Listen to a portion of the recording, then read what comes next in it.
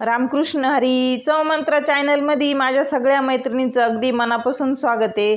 आज आपण आषाढी एकादशी निमित्त आपण बनवतोय वरती क्रिस्पी आणि आतून मऊसूत असा साबुदाणा वडा। बटाटा शेंगदाणा आमटी त्यासाठी लागणारं साहित्य बघू। रात्रीच 2 वाटी साबुदाणा भिजवून अगदी छान मऊसूत भिजल असं खूप सारं पाणी टाकून भिजत ठेवला होता। आता मीठ घालून घेऊ।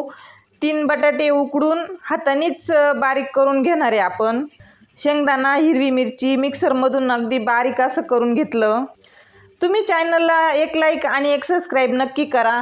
कोथिंबीर टाकून घेऊ। आता सर्व हाताने एकजीव करून उंडा करून 10 मिनिटासाठी बाजूला ठेवू। आता शेंगदाणा आमटी बनवून घेणार आहे। शेंगदाणे हिरवी मिरची बारीक करून घेतली। फोडणीची तयारी करणार आहे आता आपण। 1 हिरवी मिरची बारीक चिरून घेतली। जिरे कोथिंबीर अर्धा बटाटा दही कढई ठेवून तेल घालून घेऊ। आता मिरची जिरे उकडलेला अर्धासा बटाटा अगदी बारीक असा करून घेऊ। चांगलं फ्राय होईपर्यंत तसंच राहू देऊ आणि पाणी घालून घेऊ। आमटी आता चांगली उकळवून घेऊ आपण। गॅस बंद करून दही घालून घेऊ। कोथिंबीर गूळ चवीनुसार मीठ। आता आपण आमटी बाजूला ठेवणार आहे।